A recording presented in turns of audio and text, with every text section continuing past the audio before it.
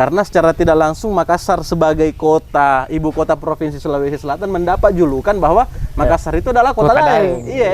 Berarti ada yang spesial dari kata Daeng ini. Bangsawan itu adalah orang yang bekerja untuk negerinya, untuk bangsanya, dan dibebaskan dari pekerjaan-pekerjaan teknis sebagai rakyat. Memang perlu diangkat seseorang yang berjasa terhadap Galesong ini, yang bisa memberikan sesuatu yang besar untuk Galesong ini, untuk memperkenalkan itu.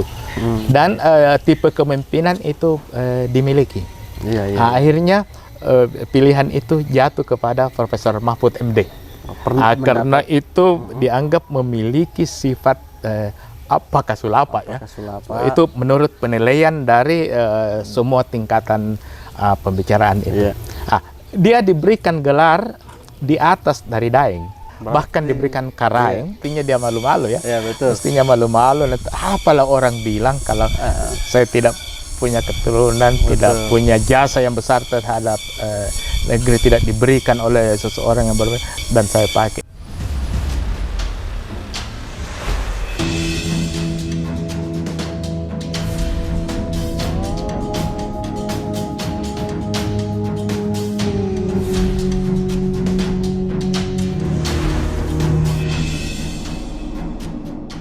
Bismillahirrahmanirrahim. Assalamualaikum warahmatullahi wabarakatuh. Waalaikumsalam. Alhamdulillahirrabbilalamin. Sangat berbahagia sekali hari ini akhirnya kita bisa berjumpa kembali di tempat yang sangat istimewa ini, di mana lagi kalau bukan di Kampung Adat dan Budaya Bala Barakaka Trigalesong, Kabupaten Takalar. Tentunya apabila saya ada di tempat ini selalu menyertai kita bersama, yaitu orang tua kita, guru besar kita. Siapa lagi kalau bukan Profesor Dr. Haji Aminuddin Shalih SH.MH Karaeng Patoto. Ya, beliau ini adalah Ketua Dewan Fakar Forum Silaturahmi Keraton Nusantara. Bagaimana kabar hari ini, Prof? Alhamdulillah baik. Ya.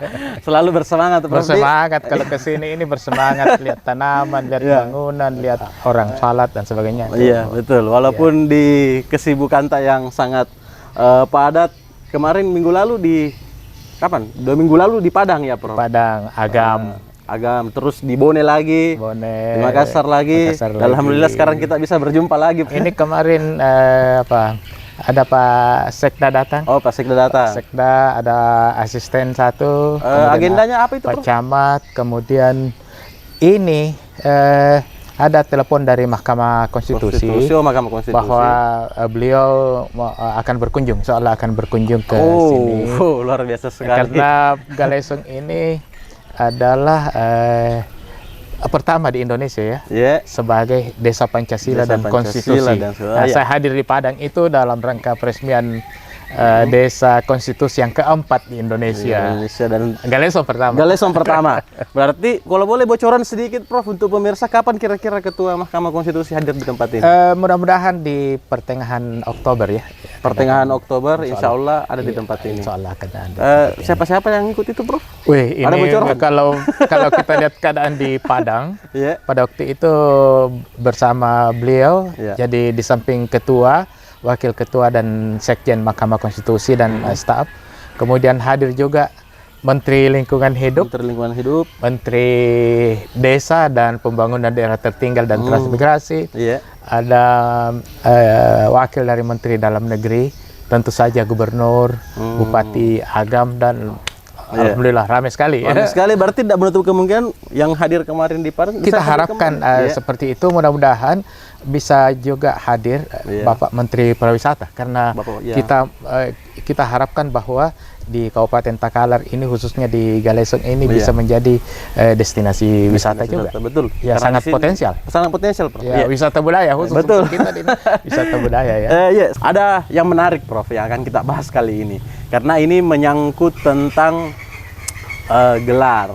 Boleh dikatakan, mungkin akan dikatakan gelar kebangsawanan, ya, Prof, di gelar bangsawan. Iya, gelar bangsawan di Sulawesi Selatan, terkhusus di Goa, Makassar dan sekitarnya. Saya kembali ke pembahasan, Prof. Kita kan akan membahas tentang Daeng. Daeng Daeng ini menurut orang Makassar semuanya itu sangat seksi untuk kita paparkan. Karena secara tidak langsung Makassar sebagai kota, ibu kota Provinsi Sulawesi Selatan mendapat julukan bahwa Makassar itu adalah kota Daeng. Iya.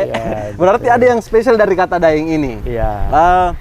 Tapi sebelum ke pembahasan tentang Daengnya, Prof, Prof mungkin bisa ceritakan sedikit. Kan Daeng itu boleh dikata gelar bangsawan. Gelar bangsawan. Gelar bangsawan.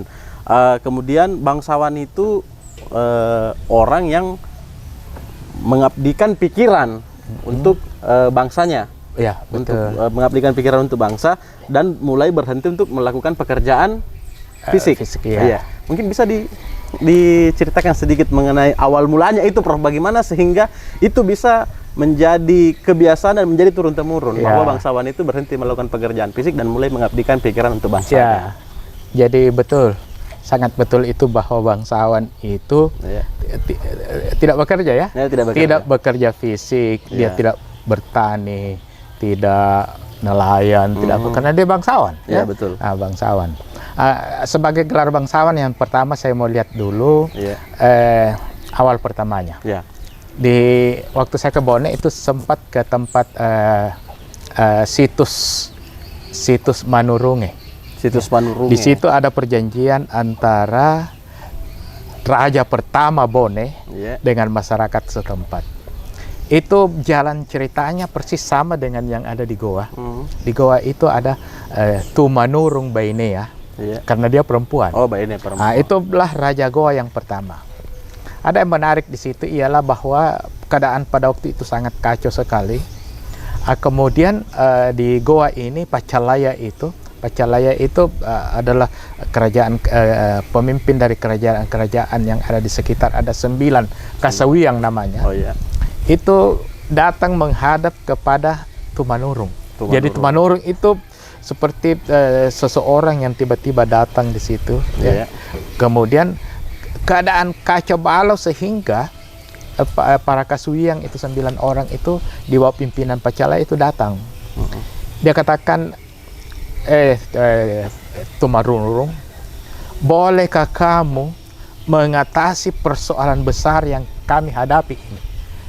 Persoalan ialah kacau balau, itu perang antar Kasuwiang dan sebagainya, dan itu tidak berkesudahan.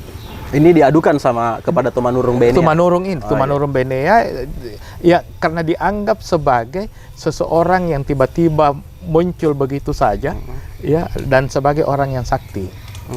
Kemudian di situ terjadi perjanjian masyarakat sebetulnya ya, baik di Bone maupun di sini. Ini sebetulnya jalan ceritanya hampir itu sama bahwa ini perjanjian. Kemudian Tumanurung itu mengemukakan pandangannya. Dia bilang, saya ini perempuan, tugas utama saya ialah seperti orang-orang di kampungnya menjemur padi, menumbuk padi, mengambil air untuk kebutuhan rumah tangga, dan sebetulnya jadi bagaimana mungkin saya akan memegang pemerintahan. Kemudian ditimpali oleh masyarakat itu yang datang pada waktu itu 9 Kasuwian. Dia katakan, kami akan bebaskan kamu dari tugas-tugas seperti itu. Itu menarik tadi. Menarik sekali itu. Zulkifli katakan tadi bahwa kalau bangsawan itu tidak bekerja ya, jadi dibebaskan dari pekerjaan teknis, apakah mengambil air atau menumbuk padi atau bertani, nelayan dan sebagainya. Jadi itu yang pertama. Bangsawan itu adalah orang yang bekerja untuk negerinya, untuk bangsanya, dan dibebaskan dari pekerjaan-pekerjaan teknis sebagai rakyat. Berarti tadi lanjut, Prof, itu kemudian ada kesepakatan bahwa dia dibebaskan dari pekerjaan itu. Kemudian tentu saja dia tidak bekerja sendiri. Tumanurung ini tidak bekerja sendiri. Katakanlah karena kita ambil misalnya contoh yang ada di Goa ini. Itu kan menjadi raja pertama. Itu Somba yang pertama di Goa yang pertama. Kemudian kita perpendek cerita ya, bahwa setelah beliau itu diangkat, ada kesepakatan antara Tumanurung dengan rakyat itu Maka sejak itu memerintah dan mulai menyusun pemerintahan. Katakanlah misalnya dalam perjalanan yang agak jauh ini, kita ambil kembali seperti Galesong ini, tempat kita berada ini. Di sini ini ditempatkan sebagai bangsawan, ya, ialah katakanlah Karang, ya, katakanlah Karang Galesong. Kemudian Karang Galesong ini sebagai kepala pemerintahan tertinggi di kerajaan Galesong. Kemudian tentu bangsawan. Dia bangsawan. Kalau salah satu dari Karang Galesong itu adalah putra dari Sultan Hasanuddin, ya, putra dari Sombai Rigua pada waktu itu, katakanlah seperti itu, ya. Kemudian setelah dia diangkat, maka Karang ini kan punya aparat di desa, ya. Boleh dikatakan kayak aparat-aparat kerajaan, aparat kerajaan yang bertugas untuk tugas-tugas kerajaan. Diangkatlah oleh Karang ini, tentu saja karena ini kan masih sifat kerajaan. Yang diangkat itu adalah keluarga-keluarga dekatnya. Saya ini sedikit beruntung karena saya dapati itu sedikit itu perkembangan. Diangkatlah itu, katakanlah, saya ingat sekali Galarang. Ya, jadi ada Galarang, ada macam-macam gelarnya, ada Sulewatang, ada Androngguru, macam-macam. Tapi yang saya ingat sekali karena nenek saya itu datuk saya itu adalah Galarang, diangkat itu. Itu juga dibebaskan dari pekerjaan teknis karena dia mengurus pekerjaan kenegaraan, mengurus pekerjaan negara. Makanya dia bangsawan. Dia bekerja untuk bangsanya, ya. Oh, berarti kita perjelas bangsawan, orang yang bekerja untuk bangsanya.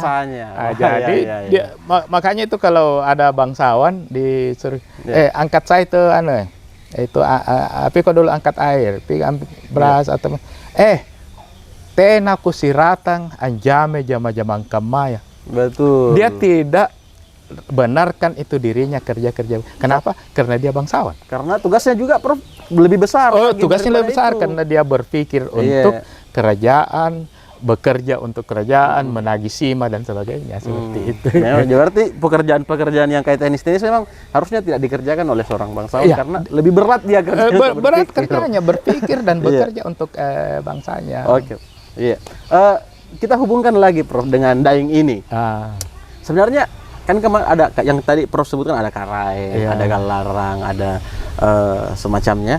Terus Daeng ini posisinya di mana? Mana asal mulanya ada Daeng ini? Jadi Karaeng ini kan cuma satu, di satu kerajaan, ya. Katakanlah Galesong itu cuma satu. Kemudian di bawah petugas-petugas kerajaan ini, itulah yang dipanggil dengan Daeng. Daeng itu adalah bangsawan yang membantu Karaeng ini, ya. Katakanlah di itu Daeng ini. Itulah yang melakukan itu, yang melakukan pekerjaan ini. Dan dulu itu masih saya juga dapati bahwa tidak sama dengan sekarang, bahwa karena itu Galarang itu setingkat dengan desa, ya, sekarang ini. Walaupun sudah ada beberapa pemekaran. Begitu selesai masa jabatannya, Galarang ini turun kepada anaknya, digantikan oleh anaknya. Jadi turun temurun itu, sehingga dia sebagai bangsawan itu, sebagai Galarang itu turun. Dan itulah sebetulnya di situ tuh Daeng, bangsawan. Jadi karena di bawahnya Karaeng, maka dia Daeng, dan kebangsawanannya di situ dia bekerja untuk kerajaan. Betul. Berarti kita garis bawahi, Prof, bahwa Daeng ini adalah seorang keturunan bangsawan. Artinya kerabat dari Karaeng, ya. Kerabat dari Karaeng. Jadi berarti dia bangsawan. Orang yang berada di lingkungan pemerintahan pada waktu itu. Betul. Kita coba sinkronkan dengan keadaan sekarang, Prof. Kata Daeng itu ada yang melenceng dari penggunaannya, Prof. Menurut orang yang pakai kata Daeng kan sekarang sudah. Jadi begini. Sejak itu, maka anak dari Galarang ini itu sudah turun-temurun juga menjadi Daeng. Menjadi Daeng.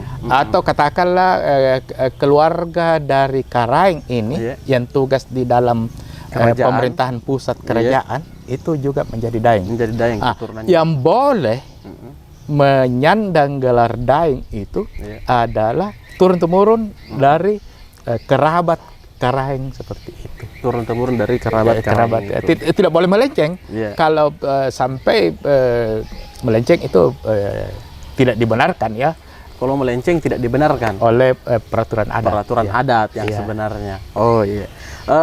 Terus pertanyaan yang berikutnya, Prof. Saya selalu mau sinkronkan dengan keadaan sekarang. Bukan berarti kita bahas fenomena, Prof, ini. Fenomena. Istilah-istilah di Makassar kan kota mini Makassar, Prof. Ada yang biasa dipanggil Daeng, tukang bakso Daeng, tukang presban Daeng, PT-PT Daeng. Bagaimana itu, Prof? Jadi sebetulnya begini, selain dari keturunan raja, selain dari keturunan Galarang atau petugas kerajaan, itu sebetulnya tidak boleh pakai gelar, karena dia akan ditanya oleh masyarakat, Batu Kerea, bagaimana asbabun nusulnya itu sehingga dia punya Daeng. Tetapi ada satu hal yang istimewa, ialah karena seperti kita kembali bahwa gelar Daeng itu adalah gelar bangsawan. Sehingga Karaeng itu atau Galarang itu mempunyai hak untuk memberikan gelar Daeng kepada orang selain dari keturunannya. Siapa itu? Ialah orang yang berjasa terhadap kerajaan. Itu boleh, itu dibenarkan. Itu dan itu disepakati oleh masyarakat di kerajaan itu. Ini contoh yang bagus ini di dalam hubungan dengan Desa Pancasila dan Konstitusi. Itu dirapatkan secara sangat teliti, mulai dari tingkat pemuka adat di Galesong, kemudian di Kabupaten Takalar, pemerintah daerah, kemudian di kantor gubernur, dirembukan itu, dikaji oleh tim dari Fakultas Hukum pada waktu itu, Prof. Aswanto yang dekan, ada Prof. Guntur, ada Prof. Farida ya. Oh, berarti sudah dikaji memang dikaji secara baik. Akhirnya usul dari kita itu bahwa memang perlu diangkat seseorang yang berjasa terhadap Galesong ini, yang bisa memberikan sesuatu yang besar untuk Galesong ini, untuk memperkenalkan itu. Dan tipe kepemimpinan itu dimiliki. Akhirnya pilihan itu jatuh kepada Profesor Mahfud MD. Karena itu dianggap memiliki sifat kasulapa ya. Itu menurut penilaian dari semua tingkatan pembicaraan itu. Dia diberikan gelar di atas dari Daeng, bahkan diberikan Karaeng, gelar Karaeng, karena dalam kapasitas sebagai lingkup pekerjaan yang nasional ya. Jadi memang mempopulerkan Galesong itu secara nasional, sehingga wajar kalau dia mendapat gelar Karaeng. Gelarnya Karaeng Tojeng. Tojeng itu yang benar. Nanti ada tersendiri, mungkin teman-teman viewers kita sudah lihat itu, apa itu Tojeng, apa ya dimaksudnya Tojeng. Kemudian contoh yang kedua, ada seorang teman saya, teman kami ya, itu sebetulnya itu ada keturunan Prancis, sudah macam-macam, Belanda dan sebagainya. Itu berkiprah di tingkat nasional itu. Namanya Paul Couturier itu. Kemudian ada anaknya namanya Imelda. Suaminya namanya Miasita. Itu kita menilai bahwa orang ini sangat berjasa terhadap kerajaan ini. Galesong ini. Bayangkan itu, dia dari Jepang itu beberapa kali datang ke sini, di Balak Baraka ke ini, menyumbangkan buku-buku pelajaran, kemudian mengajari anak-anak kami, anak-anak binaan kami untuk bermain dan sebagainya. Pokoknya kami nilai itu, dan kita sepakat memberikan dia nama. Jadi Paul Couturier itu kita kasih nama Delakbang. Kenapa? Karena Nala Bamilino. Itu Iya, dulu iya, iya. luar biasa itu ya. Hebatnya itu. Berarti ini sudah keliling dunia. Keliling gitu. dunia. Yang kedua itu anaknya itu Iya. namanya Imelda Kutrir Desenga. Desenga. Artinya Kenapa Desenga? Iya. Karena semangatnya besar sekali Oh. ya. Semangat memajukan Semangat, budaya iya. Indonesia Iya. di Jepang ya. Iya, iya, iya. Dia ini Jepang. Kemudian suaminya itu Miyashita. Iya. Kita kasih juga gelar kamu namamu Dembella. Dia tanya kenapa Dembella? Berarti saudara kami yang jauh. Jadi dia memang secara garis kemungkinan ya. Kemungkinan ya, kemungkinan tidak. Tetapi walaupun dia tidak punya garis pernah bangsawan karena Iya. pernah bekerja di kerajaan Galeso, Iya. apa keturunan Galaran dan Iya. sebagainya, tetapi bukan turunan, tapi punya jasa yang besar. Nah, Jasa itu terhadap bangsa. Kalau itu penjual bakso Iya. apa semua itu yang Zulkifli tanyakan, itu Kayaknya penghargaan. oh, Sebagai anggaplah ini pembeli ini lebih mudah. Misalnya, Deng, sini Iya. Deng. Itu lebih dari penghargaan. Kita di Jawa atau di luar, Iya. kalau dia tahu ini dari Makassar ini, oh sini Deng. Itu Bentuk penghargaan. bentuk penghargaan seperti itu. Berarti daeng ini selain bisa dijadikan yang memang pakemnya adalah gelar dari Gelar turun-temurun, karena turun, iya. ternyata bisa juga orang untuk sapaan penghargaan. Jadi sapaan penghargaan, dan kedua ialah karena orangnya berjasa terhadap bangsa ini. bangsa ini, Oh, berarti bangsawan lah dia. kayak kita, Deng, berapa pergi di terminal itu bentuk penghargaan kita terhadap dia. beliau. Sama dengan orang Jawa. Mas berapa? Oh, iya. Jadi semoga ini pencerahan baru ini, Prof, untuk semua viewers pastinya, karena kata Daeng ini masih memang dekat sama kita semua, cuma nggak tahu. Oh, ternyata ada kelasnya, dia kadang sebagai sapaan penghargaan, dia kadang kita berikan sama orang karena dia berjasa, dan terakhir karena dia memang garis keturunan. Yang kadang-kadang dinilai itu kurang etis ya. Iya. Kurang etis kalau tidak memenuhi kriteria itu. Pertanyaan berikutnya, Prof. Kan tadi kita bilang bisa ada yang memberikan, sekarang ini orang yang berjasa terhadap bangsa, kita bisa berikan gelar daeng. Iya. Siapa yang berwenang untuk memberikan itu, Prof? Jadi dirapatkan. Iya. Jadi seperti itu Prof Mahfud dulu. Iya. Di Dewan Adat Galesong itu dirapatkan. Itu Dewan disepakati. Adat. Iya.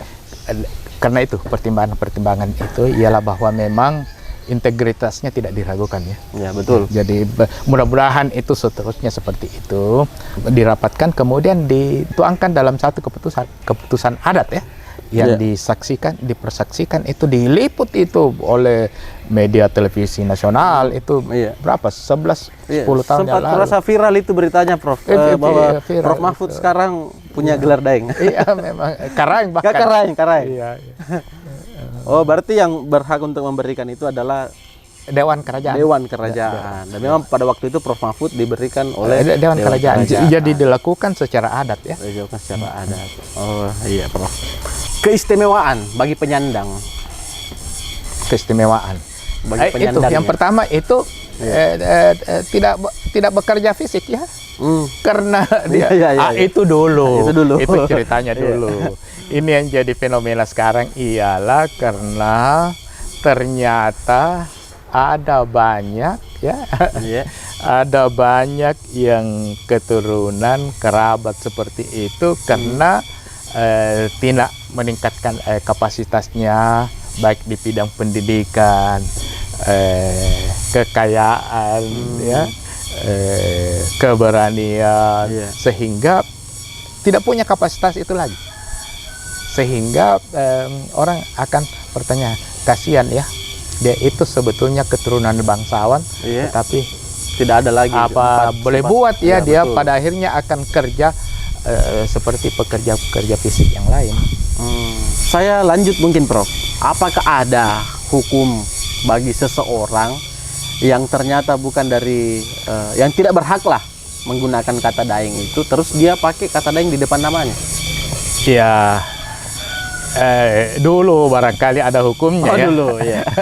Tapi sekarang ini kan bukan lagi kerajaan, Ya, bukan betul. zamannya kerajaan, kita sudah merdeka sejak itu raja-raja sudah menyerahkan kekuasaannya kepada pemerintah, Iya. jadi tidak ada hukum lagi.